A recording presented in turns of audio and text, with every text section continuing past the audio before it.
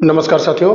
कई video channel के माध्यम से आपको ये जानकारियां लगभग मिल चुकी होंगी कि सहारा सेबी केस का एक 30 अप्रैल का डेट आ चुका है और वो टेंटेटिव है। कंफर्म लिस्टिंग हो सकता है कि 30 अप्रैल के एक दो दिन पहले हो जाए, लेकिन उसके आगे के अपडेट और कई केस के बारे में इस वीडियो में हम बात करेंगे जो कि लिस्टिंग हुई है, और कुछ जो कि पहले से लिस्टिंग थी उसको और आगे उसका डेट बढ़ा दिया गया है। इस वीडियो में हम लोग सहारा सेबी केस के लिस्टिंग के बारे में, पिनाकपानी मोहंती और यूनियन ऑफ इंडिया केस के बारे में, और Sahara India financial corporation limited versus reserve bank of India case के बारे में, और Sahara India versus commissioner of central excise Lucknow case के बारे में बात करेंगे।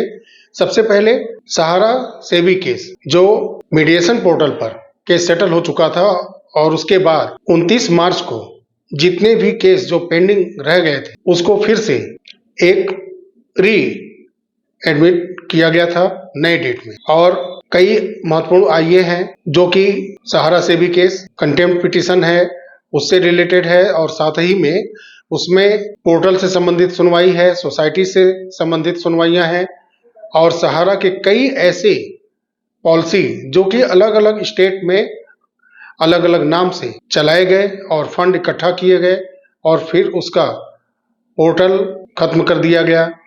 ऑफिस में उसके नाम से जितने भी डाटा थे उसको हटा करके फिर नए नाम से पॉलिसी को वहां पर कस्टमर के सामने रखा गया, और फिर उस पॉलिसी में मैच्योर हो चुके खातों को ज्यादातर कन्वर्जन कर दिया गया।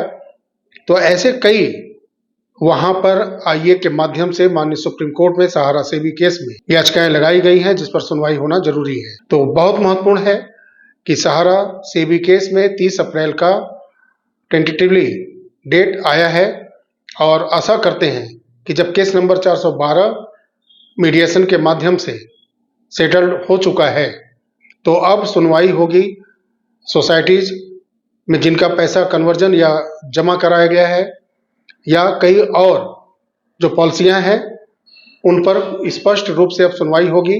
कोई भी उसमें लाग लपेट नहीं होगा, कुछ इधर उधर की बातें नहीं होनी चाहिए, अब सीधे उस पर सुनवाई होनी चाहिए। और वो भी सेटल्ड कैसे और किस मुद्दे पर हुआ है। 10,000 करोड़ रुपए जो जमा करना था उसमें 2,000 करोड़ जमा कर दिया गया था और 8,000 करोड़ रुपए जमा करना था। तो उस मध्यस्थता के माध्यम से उस पर क्या रिपोर्ट निकल करके आती है। दूसरा, पिनाकपानी मोहंती केस, जिसकी सुनवाई 7 जनवरी 2025 को विस्तृत रूप से की गई थी। तो उसके बाद से कंटिन्यू डेट पर डेट पढ़ते गए, लेकिन सुनवाई नहीं हुई। पिछला 16 अप्रैल को डेट पड़ा था, और उसके बाद फिर उसको एक सप्ताह के लिए टाल दिया गया 23 अप्रैल, और 23 अप्रैल के बाद फिर उसका डेट 7 मई 2025 कर दिया गया है। हालांकि वो भी अभी टेंटेटिव है। कनेक्टेड लिस्टिंग अभी देखिए होती है कि नहीं होती है। इस केस के बारे में मैंने बार बार कहा है कि इस केस को क्रमशः धीरे धीरे हफ्ते दर हफ्ते, 15 दिन, 1 महीने टालते जाना है, और इसको ले जाकर के 31 दिसंबर के आसपास बेहतर रूप से हो सकता है सुना जाए, या बीच में 2-4 सुनवाई हो जाए। एक जो होता है कोरम पूरा करने का कोर्ट की तरफ से, वो किया जाए। क्योंकि आप देख लीजिए कि 7 जनवरी के बाद इस केस को सुना ही नहीं गया, और 16 अप्रैल, फिर 23 अप्रैल, और अब 7 मई को भी इसका कंफर्म लिस्टिंग डेट नहीं पड़ा है, टेंटेटिव हुआ है अभी।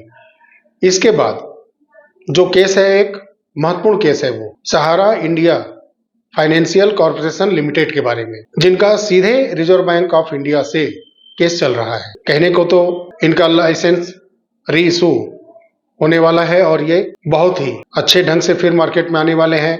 अपनी नई पॉलिसियां या ओल्ड पॉलिसियां जो भी हैं, लाइसेंस के माध्यम से फिर ये लेकर के आने वाले हैं भारत के अंदर। सहारा इंडिया के लोग, कुछ ऐसा सोशल मीडिया के माध्यम से पता चल रहा है, लेकिन फिलहाल कंपनी ऑफ लॉ और कई ऐसे इसमें जो इशू हैं जिस पर कि सहारा और रिजर्व बैंक ऑफ इंडिया में केस चल रहा है जो सुप्रीम कोर्ट के अंदर, उसकी भी कल लिस्टिंग हुई है और उस पर भी सुनवाई होनी है।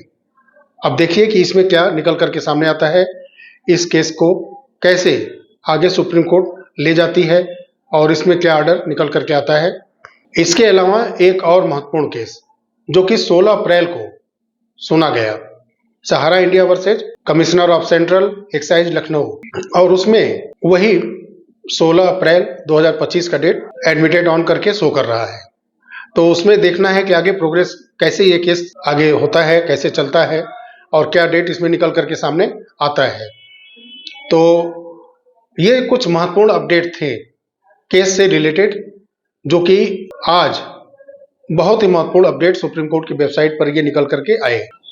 तो उम्मीद है, आशा है कि लगभग 50 करोड़ के आसपास जो सहारा निवेशक के परिवारजन हैं, उनको रिलीफ देने के लिए सुप्रीम कोर्ट कुछ उचित आवश्यक कदम उठाएगा, ना कि सिर्फ जो कंपनियां इसमें इन्वॉल्व हैं, जो एजेंसियां इसमें इन्वॉल्व हैं, वो सुप्रीम कोर्ट के अंदर कुछ ऐसे माहौल बनाए कि वो केस को और थोड़ा लंबा खींचा जाए। तो ये देखना और समझना सुप्रीम कोर्ट को है कि वो निवेशकों के लिए, उनके हित के लिए जाते हैं आगे, कि वो सहारा इंडिया के बारे में या जो सरकारी एजेंसियां हैं उनके बारे में सिर्फ सोचती हैं कि निवेशक के बारे में सोचती हैं। तो उम्मीद करते हैं कि कोई पॉजिटिव डिसीजन बहुत जल्द से जल्द इसमें मिलेगा और केस की जो टेंटेटिव डेट शो कर रही है वो कंफर्म कनेक्टेड लिस्टिंग होगी और सुनवाई होगी और आशा के अनुरूप होगी।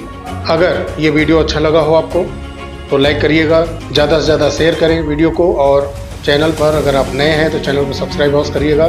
मिलते हैं अगले वीडियो में, तब तक के लिए नमस्कार। जय हिंद, जय भारत, वंदे मातरम।